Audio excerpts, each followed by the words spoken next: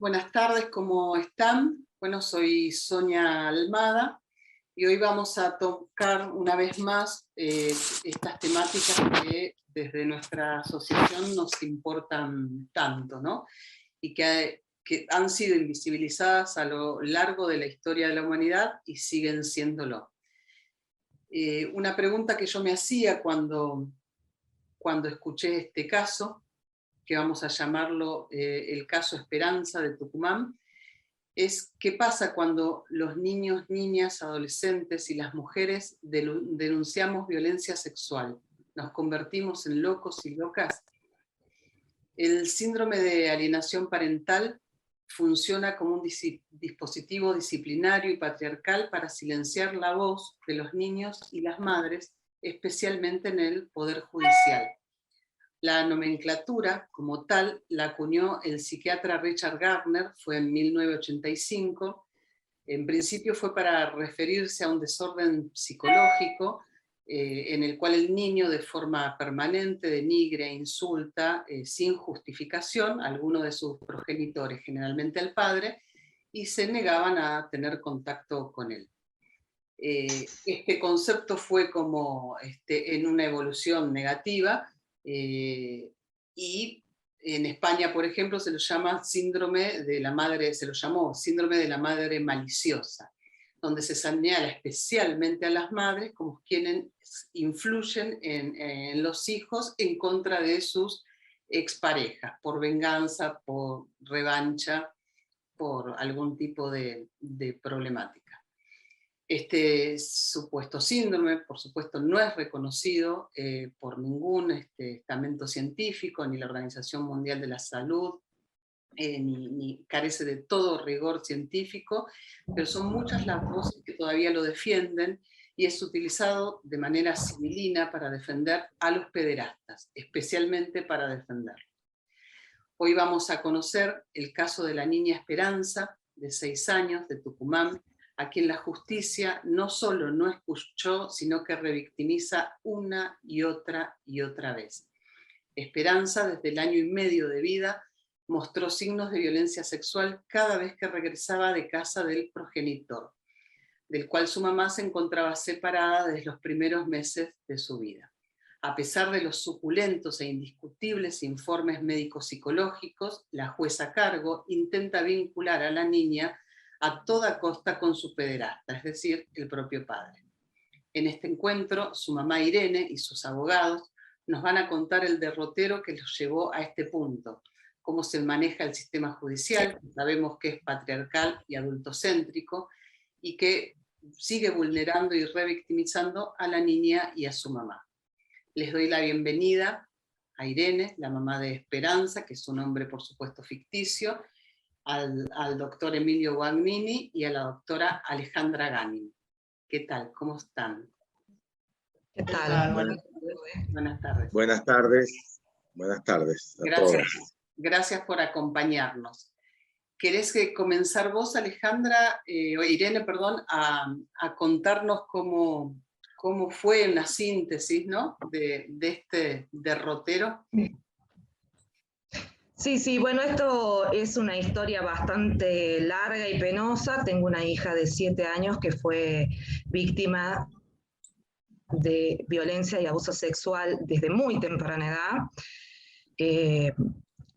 Desde el año comenzó un régimen comunicacional donde ella iba con su progenitor, un tiempo acordado, fue acordado en tribunales, fue pautado en tribunales, y cada vez que regresaba comenzaba con algunos síntomas que al principio parecían aislados. Porque hay que entender que en esto también hay todo un proceso para poder reconocer incluso la sintomatología del abuso.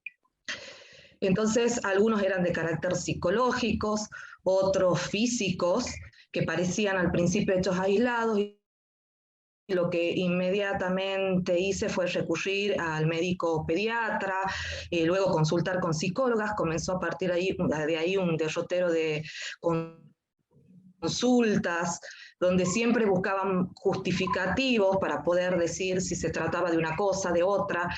Lleva mucho tiempo esto quiero contarle a todo el mundo, lleva mucho tiempo y eso es lamentable para los chicos, poder identificar cuando son tan pequeños los síntomas iniciales de abuso hasta que la cosa ya se pone indiscutible y lamentablemente el daño sin duda es mayor, incluso no solo en lo físico, sino también en lo psicológico. Bueno, en las primeras instancias puse en conocimiento, primero reclamé, ¿no es cierto? Reclamé a su progenitor de qué se trataba, pedí explicaciones, nunca había explicaciones claras ni justificativos de qué es lo que había pasado, era todo explicaciones muy contradictorias. Yo desconocía plenamente cómo eran los procesos para dar cuenta de esto que estaba pasando, que es otra cosa que siempre cuando creo que hay que formar sobre abuso hay que explicarlo, ¿no? Cuando uno intenta prevenir, explicar cuáles son estos caminos legales, las mamás los desconocemos y lamentablemente cometemos muchos errores en ese camino, que lo que hacen es retrasar toda posibilidad de resguardo del niño. Bueno, comenzaron todas estas cosas, había como un sufrimiento permanente por la poca claridad. El primer síntoma fue el silencio, el perder las palabras, era muy pequeña, tenía el primer hecho 1 año y 3 meses, y a partir del 1 año y medio la cosa empezó a ponerse más complicada. Entonces estaba iniciando el lenguaje y lo primero que se detiene es el lenguaje y el silencio a partir de ahí cobró una importancia en todo este proceso significativo y va a marcar todo el proceso. Puse en conocimiento de tribunales lo que estaba ocurriendo de la manera en que podía, con los elementos que tenía. Y me encontré, fui la primera vez de una manera muy ingenua, para ser honesta, porque creía que ahí iba a encontrar un resguardo y íbamos a poder poner un freno a esa violencia que yo de manera individual no la estaba pudiendo manejar. Bueno, no fue así, todo lo contrario. Apareció inmediatamente la acusación en relación a intentar impedir el contacto con su progenitor o obstaculizar de alguna manera. Permanentemente las aclaraciones respecto a que el régimen debía aumentar en cantidad de tiempo, entonces pasábamos por cada una de las audiencias y lejos de contar con una protección adecuada e investigar con profundidad, por el contrario, se aumentaba la cantidad de horas de contacto con su progenitor. Eso es devastador para la persona que intenta proteger, porque es el lugar al que recurre en busca de encontrar una protección que en el mano a mano, en lo cotidiano, es prácticamente imposible por un ejercicio bastante asimétrico en las condiciones. Y por lo tanto, las sensaciones de que se cerraban todas las puertas y que no había dónde recurrir, bueno, eso no es tan así, uno empieza después a encontrar otros caminos y es persistente y está decidido a proteger a su hijo. Continuó todo el mecanismo, todo lo que sucedía, se fue incrementando, ¿no? Bajo el amparo, en cierta manera, del sistema. Fue también clarificándose la condición de discapacidad de mi hija, donde ella no podía comunicar, hoy tiene un diagnóstico de trastorno a la comunicación, por lo tanto genera la dificultad de que todo el sistema está pensado para que un niño vaya y relate de manera clara qué es lo que sucedió. Eso no lo podemos tener, por lo tanto dificulta y aparece allí otra falencia respecto a poder abordar esta temática en el caso de una discapacidad y poder ajustar adecuadamente a la condición de ella. Hasta acá no hubo una respuesta adecuada y es una especie de lobo disfrazado de cordero, porque en todos los casos aparece de alguna manera diciendo se hizo el ajuste razonable, se hace esto, y cuando uno ve cómo transcurre efectivamente en concreto, es exactamente igual que como si hubiesen operado, trabajado con un niño que no tiene ningún tipo de discapacidad. Por lo tanto, las condiciones y las posibilidades no son las mismas. El acceso es diferenciado porque no es el acceso real al cual debería adaptarse según mi entender. Hay mucha dificultad del sistema para poder establecer un cambio y aceptarlo como posible, como una evaluación válida. Hay todo un camino a recorrer y si ya la violencia sexual es terrible, bueno, el abordaje mal llevado en una discapacidad es todavía peor, ¿no? Entonces, agrava más aún la situación. Y bueno, fue todo un proceso donde fui consultando con psicólogos, médicos, hasta el punto tal donde iba entregando informes y siempre se cuestionaba, incluso los profesionales, en algún momento se exigió el cambio de profesionales, una batería interminable de revisaciones y cuestionamientos. La palabra de una mamá pareciera no tener ningún tipo de valor, sin embargo, la del abusador es contundente, ¿no? Nunca entendí mucho la diferencia de por qué, si en definitiva se trataban de relatos, y yo siempre lo que pedí es que investiguen en profundidad, que lo hagan adecuado a las condiciones de ella, que pudiésemos ajustar, puse a disposición todo lo que estaba a mi alcance para que así sea, y lo único que pido es siempre que se proteja, porque además vivimos siempre con una especie de sombra de qué se viene ahora. Entonces, cada día de notificación tengo que estar preguntando qué pasa. No vivimos una vida de tranquilidad y de resguardo, sino por el contrario, siempre suponiendo que además de la violencia sexual que tuvo que afrontar ella, tenemos que sobrevivir a la violencia institucional, porque la revictimización ha sido constante a lo largo de todo el proceso, ¿no? Pidiendo hasta incluso que en algún momento se le ponga anestesia total para que se puedan hacer revisaciones a las cuales ella ya se negaba, dado lo sucedido. Por ejemplo, ¿no? Y ejemplos de esa naturaleza podría contar muchísimos. Lo cierto es que, bueno, fue progresando todo y pasó de lo que podían ser indicios generales a cuestiones muy contundentes, y cuando eso sucedió ya la denuncia penal. Y a partir de ahí comenzar una investigación ya en otro fuero. Y siempre solicitando lo mismo, siempre solicitando que se investigue con profundidad y se proteja fundamentalmente a una niña que requiere de una protección que va más allá de mis posibilidades. Y lo que yo puedo hacer es luchar por ella contra viento y marea y pese, ¿no es cierto?, a todo lo que puedan pretender siempre de que se llegue a consensos, a que se llegue a acuerdos con un abusador, que creo que eso es simplemente imposible e inaceptable para una madre, sentarse a consensuar nada con el abusador de su hija y planificar cómo va a distribuir la violencia sexual sobre ella en la semana, como si esto se tratase de un derecho que no cuenta, ¿no? Que prima más el derecho del contacto al derecho a la integridad física y mental de ella. Gracias, Irene. Antes de cederle la palabra, bueno, yo estoy informada muchísimo del expediente y me sorprendía esto que contabas, ¿no? La cantidad de veces que ella fue evaluada psicológica, médicamente, y lo de la anestesia realmente no lo sabía,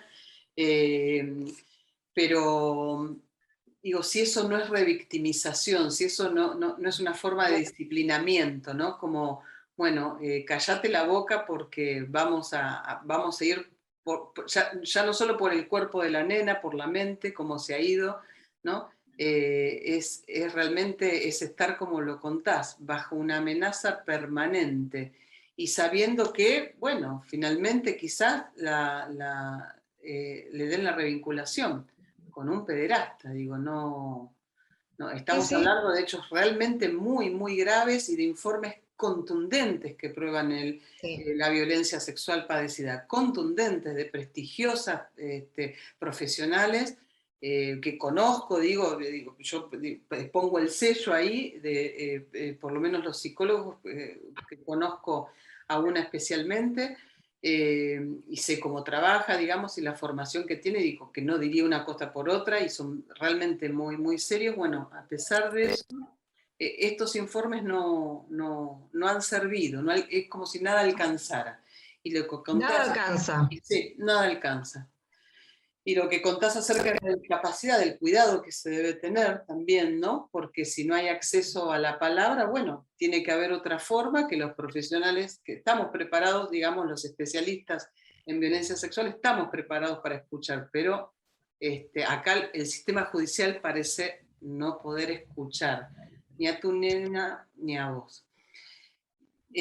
Alejandra, ¿querés, no sé, Emilio, cuál de los dos prefiere? No sé, Emilio. No, empezamos, Alejandra, un poco a contar digamos, el lado profesional desde el proceso de familia, y yo intervengo en el proceso penal. Los dos somos colegas que trabajamos codo a codo con Irene y con el caso. Pero bueno, empezamos, Ale, y después yo cuento de los aspectos de la causa penal. Bárbaro, sí, yo agregaría que todo esto que cuenta Irene, la mayor parte se está dando, o creo que lo más grave de todo, es que se está dando en el foro de familia. Y lógicamente, o contrario a lo que uno puede pensar, que en penal sea el que revictimiza, en este caso estamos frente al juzgado de familia, que está con una idea tutelar, patriarcal, parado en un viejo sistema, disfrazando con palabras, con palabras modernas o con palabras del sistema de protección, un proceder totalmente patriarcal, tutelarista, donde se descree absolutamente los dichos de una madre. Las licenciadas justamente que vos decís, y todos los informes que hacen referencia, que constan en la causa, tanto civil como penal, en el foro de familia siempre encuentran una excusa para no valorarlos. Así, cuando la primera licenciada presenta el informe en el foro de familia, una licenciada que había trabajado 2 años con Esperanza y 1 año también había visto al padre en sesiones separadas, presenta un informe con indicadores de abuso sexual, y sorprendentemente desde el juzgado se decide apartarla. No hay un justificativo, pero se da 10 días para que se presente nueva licenciada, con lo que implica una niña con un trastorno en la comunicación, el tiempo que le lleva a una niña con un trastorno en la comunicación de realizar una transferencia positiva con un profesional. Se cambia de psicólogo, se cambia de profesionales, se discute absolutamente todo lo que uno pueda llegar a presentar, lo que cuenta Irene también, de que se peticiona que incluso con perito de parte del progenitor se haga una revisión ginecológica durmiéndola a Esperanza. También es pedido y ordenado por la jueza de familia. Cuando Emilio ya va a contar, en la fiscalía habían dicho que no tenían que revisarla nuevamente a la niña porque ya contaban con los informes del cuerpo de peritos, no hacía falta. Bueno, el juzgado de familia ordena nuevamente la revisión. Por suerte no nos hace lugar a nuestra oposición, pero sí cuando lo plantea la defensora de niñez. Pero la defensora de niñez lo hace, cuando lo pide la defensora de niñez, no es que su señoría dice, se termina acá, dice, por el momento suspendo la revisación. O sea que estamos pendientes de que en cualquier momento la jueza vuelva a ordenar esa revisación. Tenemos en un momento en un diciembre creo que Esperanza vuelve de una visita con su padre, con su progenitor, con rastros o signos de abuso. Se presenta una medida de protección, un 2 de enero creo que es, con el juzgado de Feria. El juez de Feria de ese momento ordena una protección, no hace lugar a la restricción de acercamiento, pero establece un régimen comunicacional controlado ante el gabinete del Poder Judicial, hasta que hasta contar con informes de la profesional tratante, o de la profesional que iba a supervisar el vínculo, para poder tomar una decisión respecto a la protección que nosotros estábamos pidiendo, o a la restricción. Termina la feria, la profesional presenta 2 informes que son bastante claros en muchos aspectos, tienen bastantes indicios que, leyéndolos en conjunto con toda la prueba, darían, son pruebas suficientes, forman pruebas suficientes como para proteger a Esperanza. Bueno, el juzgado de la noche a la mañana decide que eso no era una protección de persona lo que había dictado el juez de Feria, que no iba a valorar los informes y que teníamos que volver al régimen comunicacional anterior. Vuelve, y obviamente vuelven los abusos. Vamos a cámara, en cámara también nos dicen, y esto es, yo creo que es lo que deja claro cómo el sistema está de manera encubierta tratando o dándole el trámite de SAP, o de síndrome de alienación parental a esta causa, porque en el fallo de la Cámara, donde dicen justamente que no había una medida de protección de persona, que no había por qué valorar los informes y que debía revincularse, lamentan que las partes no hayan podido llegar a un acuerdo en el espacio que se les brindó. Creo que es la definición de síndrome de alienación parental. Lamentablemente el Poder Judicial de Tucumán, o una parte, no voy a hablar por todo porque hay jueces muy buenos, pero una parte lo entiende así. También en la audiencia de cámara, porque el progenitor solicita y se centra en la discapacidad de Esperanza, y todo el trámite se comienza a correr, y hay actuaciones muy con mucho volumen de actuación. Hay mucho volumen de actuaciones donde se centran mucho en la discapacidad. El progenitor insiste en que Esperanza tiene TEA, porque cuando Esperanza tenía 2 años, una profesional emitió un informe que podía tener TEA. Ninguna de las profesionales posteriores a esta primera de los 2 años, que pasaron varias, avala eso. Vamos a aclarar que TEA es trastorno del espectro autista. Exactamente. Se centran en que la niña tiene TEA, todas las profesionales tratantes posteriores lo niegan, comienzan a hablar con un trastorno de la comunicación. La misma licenciada del gabinete del Poder Judicial, en una audiencia, solicita a las camaristas que no se descarte el tema del abuso, que no se relativice, que se tenía que abordar no tan solo la posible discapacidad que tenga, que da indicios de que ella no ve TEA, y que estamos en una edad muy temprana como para encasillar en un diagnóstico o poner un rótulo.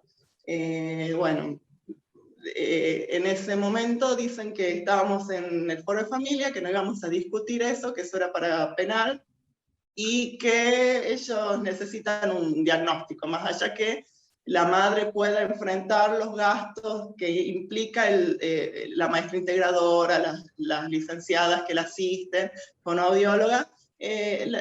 Podía gastar, le dicen con esas palabras, podía gastar en otras cosas el dinero que gastaba para eso, y le convenía tener el certificado de discapacidad. Se realiza el certificado de discapacidad. A este punto de alguna manera, lo que decía Irene, te van entrampando de una manera que tenés que comenzar a optar cuál batalla pelear y cuál no. El certificado de discapacidad no da TEA, y lo mismo la Cámara decide que como son criterios médicos, la niña tiene que ser tratada en un instituto específico para TEA, de acá de Tucumán. O sea, y se va perdiendo el tema del abuso por una cuestión de discapacidad y se va poniendo el rótulo. Entonces, realmente vos sentís que todo lo que vos estudiás, por lo menos en este expediente, no aplica. No sé qué lado de la biblioteca, tengo que irme a 30, 40 años atrás, creo, y agarrar esos libros para comenzar a litigar de esta manera. Se intentó recusar a la jueza, no nos hicieron lugar, la Cámara nos dice que son posibles errores, que teníamos que tratarlo a través del recurso, pero cuando nos resuelve el recurso nos dice que no lo consideraban errores y ordena el régimen comunicacional. Te pregunto algo, Alejandra, sobre todo para aclarar a las personas que ven este video. ¿Vos creés, digo, aparte de una profunda ignorancia acerca como de los procesos subjetivos, ¿no? De los niños, niñas y adolescentes, aparte, digamos, de una mirada y una narrativa patriarcal, adultocéntrica, ¿vos qué crees que pasa? Digo, ¿tiene que ver con algún tipo de conspiración, corrupción, ignorancia, todo junto? Digo, como para empezar a ver de qué se trata esto, de por qué esta niña no puede ser escuchada, su mamá por supuesto tampoco, y digo, el sistema entero se le tira encima, no solo, digo, evaluándolo de todas las formas posibles, sino discapacitándola con un certificado, digo, patologizando su ser, enviándola, digamos, a hacer unos tratamientos que no le corresponden porque ni siquiera se sabe, digamos, qué patologías padece y cuáles padece y cómo y quiénes serían los mejores especialistas para tratarlas, y todo esto obviando, por supuesto, que es una nena que padeció violencia sexual, ¿no?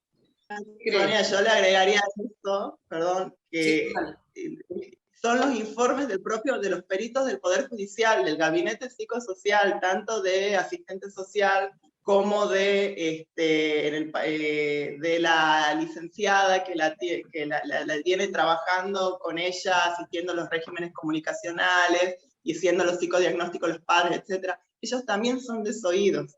Y no hay un justificativo, porque se apartan de los peritos o de los informes que pueda acompañar la madre, de las atenciones que se haga, porque hay que tener en cuenta que la causa penal se inicia porque se activa el protocolo de abuso sexual en el Hospital Niños, o sea, de oficio se inicia la causa penal.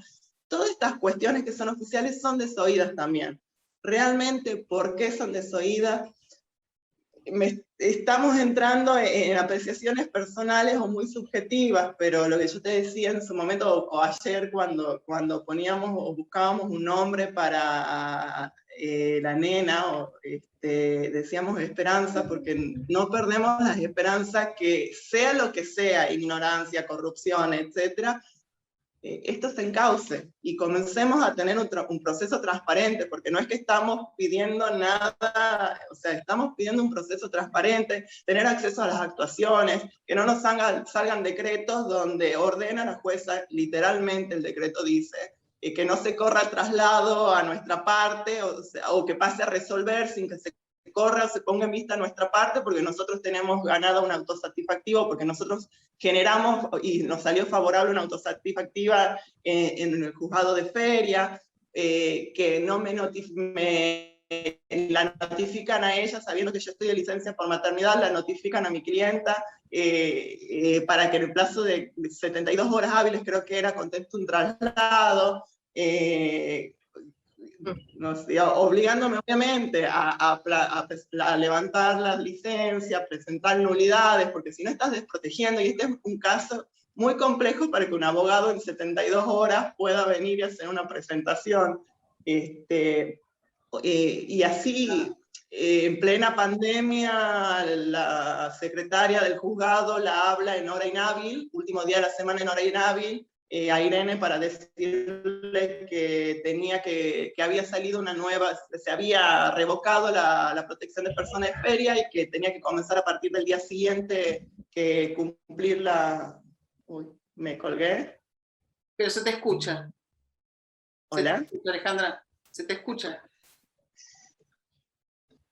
Sí, Perdón, a mí me se me gustaría cortó. comentar, ¿no es cierto?, respecto a lo que decía Alejandra, que de manera muy hábil, porque creo que no es casual, pero de manera muy hábil, porque si fuese casual estaríamos también en una situación compleja, es decir, cuál es la idoneidad de quienes deben protegernos.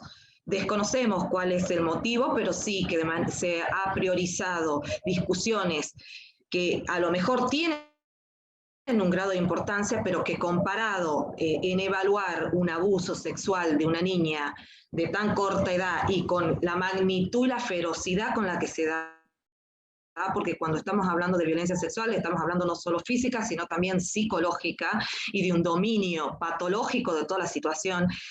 De allí viene la imposición de los profesionales, la imposición del horario, la imposición, es decir, son imposiciones permanentes y un dominio sobre la persona al punto tal de quebrar cualquier voluntad de queja, de expresión o de rechazo posible. Entonces, en ese contexto, lo que, ¿no es cierto?, hay como un apoyo para que esto siga pasando, porque se discute cualquier cosa que aparece, se discute que el cambio de profesional, se discute una cuestión procesal, se discute el lugar al que va a ir la escuela, permanentemente se imponen revisaciones, se impone revictimización de toda naturaleza, se impone caminos, ojos y opiniones. Entonces, si la opinión no coincide con lo que está prejuzgado o preestablecido o una suposición previa,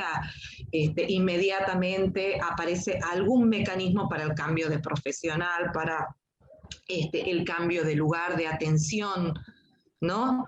Entonces, hay una persona, O sea, hay una niña y no está puesta la prioridad, no está puesta la prioridad en investigar el abuso se pone bajo el tapete y damos prioridad a cualquier otra cosa que pudiese aparecer. Yo he soportado, y Alejandra lo va a poder contar con más detalle, que se me trate con cualquier barbaridad, ¿no? No solo de manera presencial, sino que además lo ponen por escrito, lo hemos tenido que pedir en algún momento que encaucemos y que había un límite a lo que se me podía llamar, tan solo por ser una madre que estaba pidiendo la protección de su hija y luchando para que no convivir con el abuso. Lo más suave que le dicen es una mujer fuera de sus cabales. Llegaron a pedir y a insistir, llegaron a insistir, se le hagan pericias psiquiátricas, pero de los psicodiagnósticos de ella no surge absolutamente ningún indicio, nada que haga que preocupar, diferente a los psicodiagnósticos del progenitor. Recién creo que se me corta, pero otra de las cuestiones, habilitan días y horas inhábiles para comunicarle resoluciones judiciales a Irene, que no consta todavía en el sistema SAE que tenemos nosotros acá.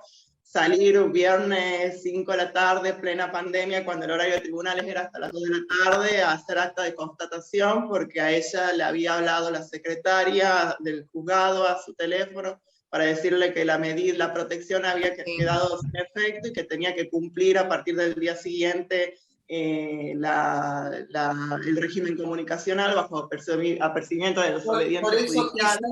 Quizás ustedes no lo puedan decir, pero yo sí, hay animosidad, digo, no hay forma de pensar esto como ingenuidad, digamos, o desorganización, o ignorancia, que hay una animosidad, vaya a saber, ¿no?, cuáles serán los profundos secretos que se esconden acá, pero digo, no se ha respetado ni a la niña ni a su mamá, nunca, en ningún momento, digo, porque ¿quién le devuelve Esperanza y a Irene todos estos años de alerta máxima, de terror, de desconsuelo, de desamparo, digo, si ni siquiera la justicia, digo, las instituciones te pueden alojar, o sea, ¿cómo se hace? Hay que estar como un paladín solo de la justicia luchando contra molinos, ¿no? Como que peor que contra molinos, ojalá fuesen molinos, ¿no? Acá estamos entre depredadores sostenidos en un sistema fuerte y en concepciones muy,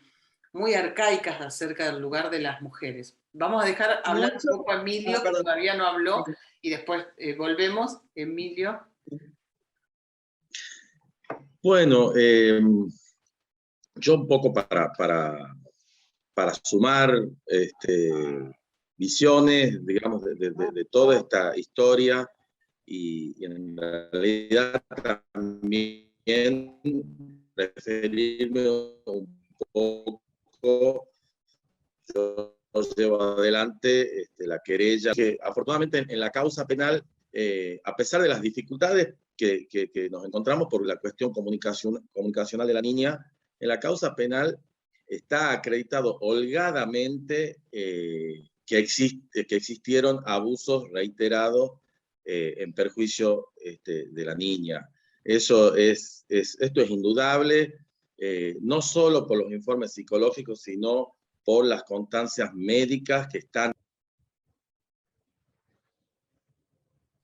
Te muteaste. El derecho penal necesita niveles de certeza a medida que avanza el proceso, el proceso penal, y uno de los niveles de certeza, más allá de que nosotros tenemos probado que existió el abuso, es acreditar, tenemos la necesidad de acreditar quién realizó ese abuso. Nosotros no tenemos ninguna duda, Irene no tiene ninguna duda, y los abogados que estamos en contacto con el caso no tenemos ninguna duda de que el abusador es el progenitor, porque la niña se iba en forma reiterada con el padre, y cuando volvía con las lesiones. Y las veces que se interrumpía el contacto, lesiones de distinta gravedad, como relataba Irene, a veces lesiones que la ponían en duda ella como madre, que podría ser lesiones en la zona genital, podría ser una irritación, podría a veces poder ser un golpe, pero la reiteración de esas lesiones, y siempre, cada vez que volvía, yo tengo una hija que va, cualquier padre se tiene le tiene que llamar la atención de que cuando tu hijo viene con una lesión y viene del mismo lugar, es evidente y son muchos años. Nosotros sí tenemos, hay que decirlo, tenemos la dificultad, que tiene la dificultad la niña para Esperanza. Yo digo la niña porque tengo temor de nombrarla, estoy acostumbrada a nombrarla, pero bueno, Esperanza, tenemos la dificultad de relato de ella en relación a quién es el perpetrador del delito, que no cabe ninguna duda de que es el progenitor, es el papá. Entonces, esta es una dificultad que hace que no se avance en suficiente medida, pero afortunadamente la Fiscalía Penal, a diferencia de lo que ocurre en el proceso de familia, hizo lo que tiene que, por lo menos en un momento original, hizo lo que tiene que hacer, que es ordenar la restricción de acercamiento. Podemos, digamos, el derecho penal necesita certeza para condenar, pero para proteger no se necesita un nivel de certeza en un 100%.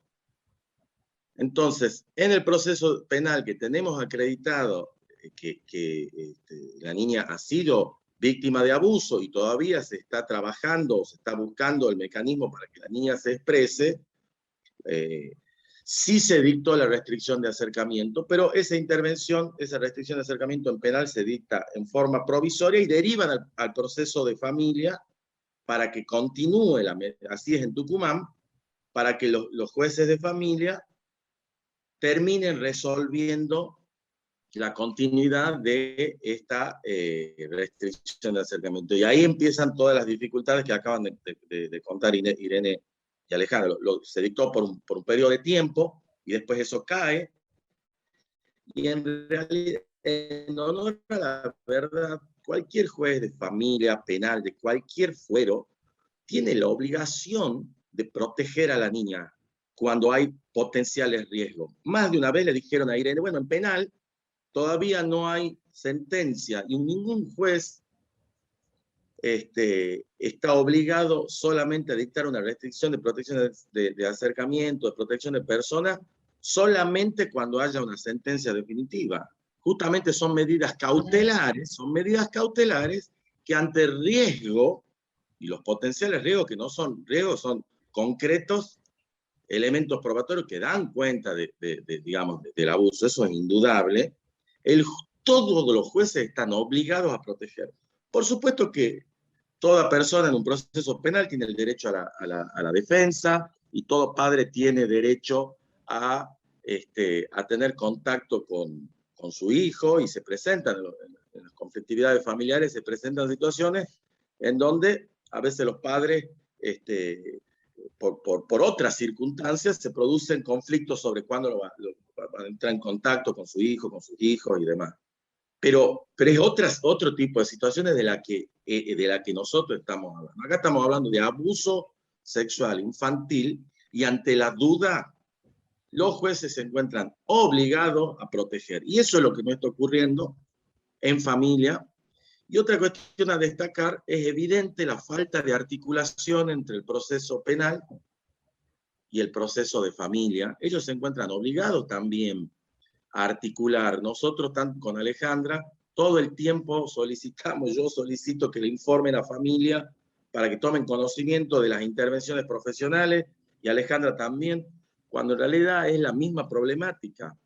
La falta de articulación termina generando revictimización, más de la que ya la vienen haciendo en familia, porque lo que venían marcando, me parece que sabemos que es gravísimo. No le podemos cambiar de un día para otro los profesionales que intervienen, las instituciones cambiarla de institución en donde una niña va, cualquier niño, digamos, siempre implica los cambios para una niña con una situación traumática más grave aún. Entonces, si no existe esa articulación y hay informe de un lado, informe del proceso penal, intervenciones en el proceso de familia, profundiza la revictimización.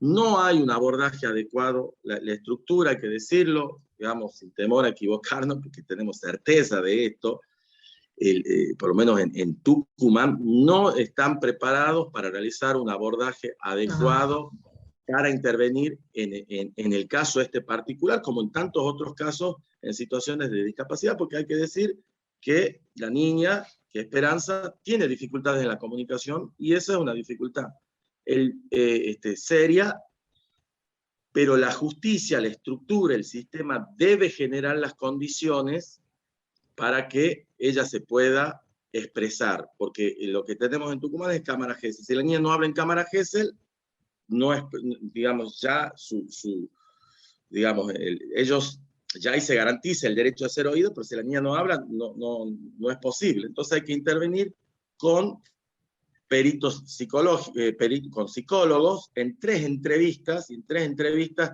realmente no se puede profundizar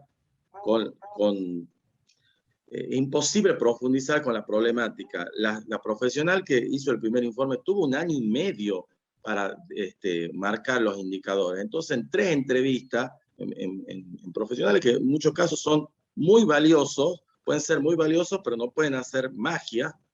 Entonces, esto trae como consecuencia todo el padecer que acabamos de relatar, un transitar en un sistema que deja mucho que desear, por lo menos en este caso seguro, deja mucho que desear en abordajes adecuados para las características de una niña con las dificultades que estamos hablando, deja mucho que desear en la falta de articulación entre el fuero penal y el fuero de familia, y deja mucho que desear, repito, en relación a los jueces que hacen foco en todo esto que acaban de relatar Alejandra e Irene, pasando por alto lo más importante, que es su obligación a proteger más allá de si tenemos certeza absoluta o no tenemos certeza absoluta, una condena firme en penal. Eso no existe en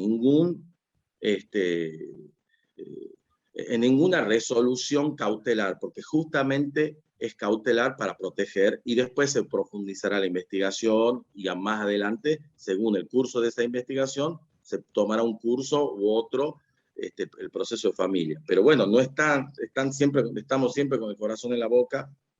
Y por último decir que también lo han referido, nosotros hemos presentado recomendaciones generales que hace la defensora del niño de la Nación, tanto en el fuero de familia como en el fuero penal, y dentro de las recomendaciones hay una serie de un punteo de cuáles son los clásicos errores y las clásicas situaciones en estas revinculaciones forzadas, porque se repite, no es solo en Tucumán, en muchos, digamos, en otras provincias ocurre, y de la lista de los errores de los sistemas, prácticamente, digamos, yo tendría que decir que todos se están cometiendo en el caso de Irene y de Esperanza. Culpabilizar a la madre y que reciba ataques, dudar del relato de la madre, hacer referencia al síndrome de alienación parental básico. Eso, quien no conoce eso sobre la temática, está totalmente fuera de foco, desinformado, o un ignorante sobre la temática.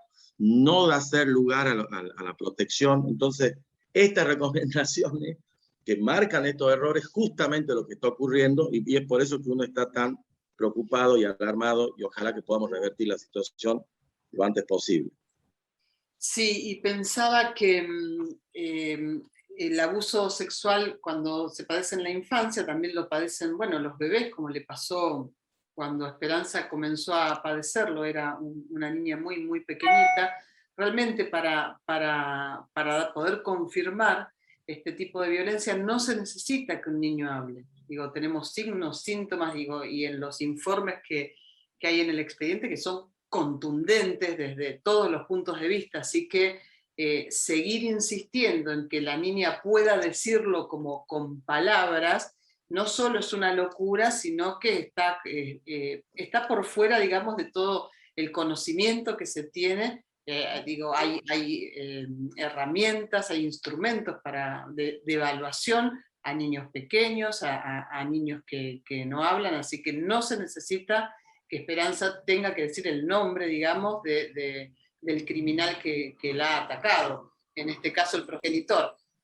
Así que digo, eso también para la audiencia, para que todos los tengamos claro, ¿no? Como esto es así, y como vos decís, Emilio, pasa en todo el país, las revinculaciones forzadas pasan en todo el país y no se escucha la voz de los niños, a las madres se las trata de loca como la tratan a Irene, y sigue pasando, digo, y a pesar de que, bueno, que muchas organizaciones y organismos estamos al pie del cañón con estas temáticas y luchando en diferentes frentes, sigue pasando, ¿no?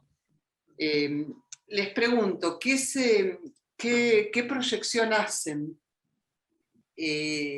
entre lo que esperan, por supuesto, la esperanza que también explicaba Alejandra, digo, la esperanza que escuchen por fin, digamos, a Esperanza y a Irene, y a ustedes, por supuesto, digo, entre esa esperanza y lo que ustedes se imaginan como pronto, como qué se viene, para poder hacer fuerza, digamos, la que se necesite. En forma breve, yo tengo que brevemente decir que yo tengo la esperanza y la certeza de que en el proceso penal, más tarde o más temprano, vamos a terminar de tener un nivel de contundencia con la prueba, porque vamos a lograr, y en eso estamos trabajando, que se trabaje desde los profesionales que intervienen en la causa penal, de un modo tal en que pueda manifestarse la niña y acreditemos definitivamente la responsabilidad del autor de un delito tan aberrante como es un abuso sexual, nada más y nada menos de un padre con una hija. Y cuando eso se produzca, vamos a poder avanzar y y ya va a ser tan contundente que en el proceso de familia no le va a quedar otra cosa que permitir que permitir la protección que viene pidiendo Alejandra hace tiempo. Así que ese es mi pronóstico. No sé cuál es la visión por ahí de Alejandra. ¿Vos, Alejandra, qué pensás? Se quedó congelada, creo, ¿no? Sí. Ahí está. Yo tengo la esperanza que...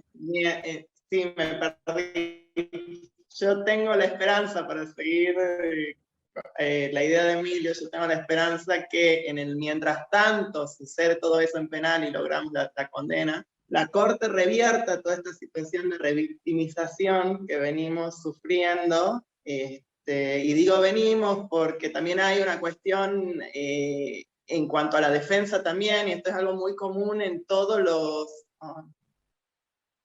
Sí, se escucha. Perdón, ¿se me cortó? No, se escucha.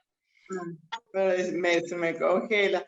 Le decía que tengo la esperanza, porque también es algo muy común que no tan solo a la madre la persiguen, sino también a todos los profesionales, y como están sacando los psicólogos, también pasa conmigo con notas actuariales,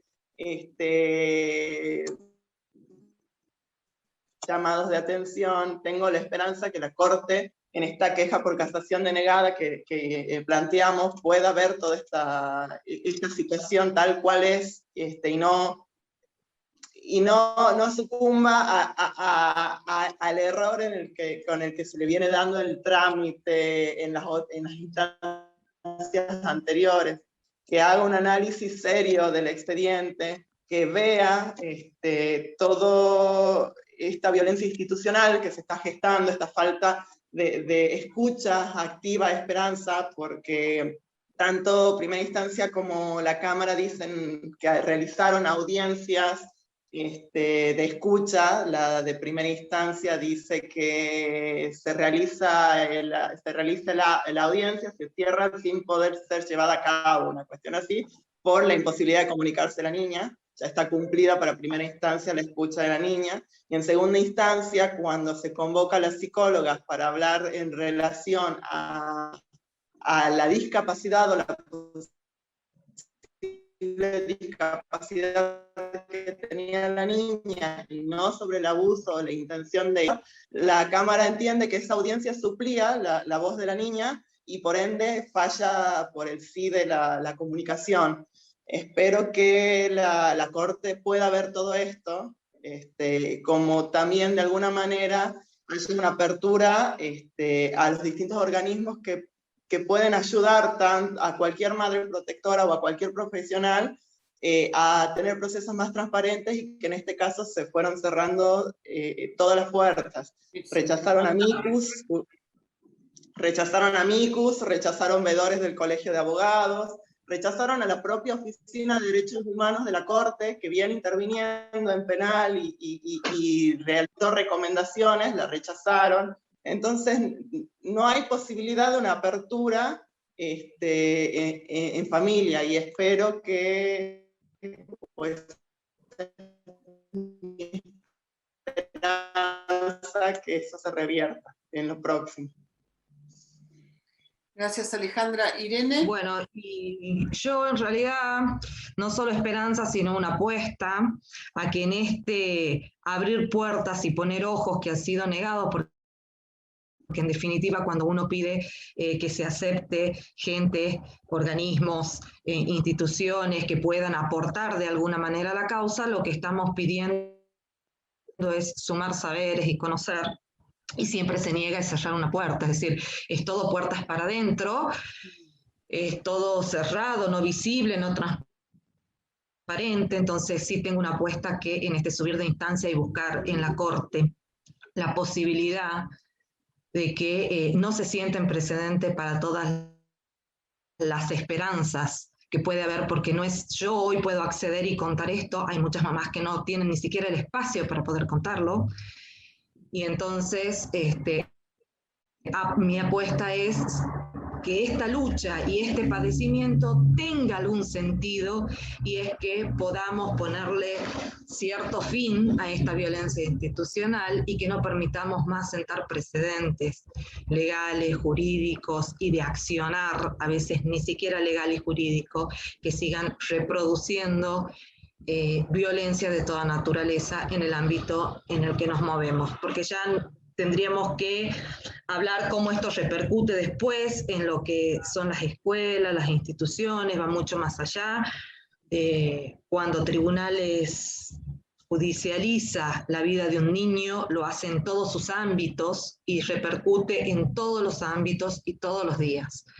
Entonces, cada vez que se decide sobre un niño, en realidad no se decide sobre el niño en particular, porque sienta antecedentes para los que vienen por detrás. Y lamentablemente tenemos que decir que si esto sigue así, realmente estamos muy lejos de poder modificar las condiciones de violencia y de asimetría que representa poder defender a un niño en estas condiciones, porque la defensa es absolutamente asimétrica, desigual y muy difícil de encarar. Así que yo en realidad apuesto a esta instancia como una posibilidad de que esto empiece a tener un sentido, porque todas las mamás nos preguntamos por qué, ¿no? Es la pregunta sin respuesta. Bueno, les agradezco muchísimo que hayan venido. Desde Aralma nosotros intentamos visibilizar todas las causas que podemos, digamos, que tan injustas como la que ustedes hoy nos cuentan. Así que bueno, le vamos a pedir a las personas que puedan compartir este video. Vamos a poner un hashtag de Justicia para Esperanza. Y lo que tratamos es de ir construyendo un mundo libre de violencia, ¿no? Hacia todos los niños, niñas y adolescentes. Así que bueno, les agradezco mucho el haber estado. Les mando un abrazo a cada uno y seguimos en contacto, seguimos luchando. Muchas gracias. Muchas gracias. Hasta luego y muchas gracias por el espacio. Gracias.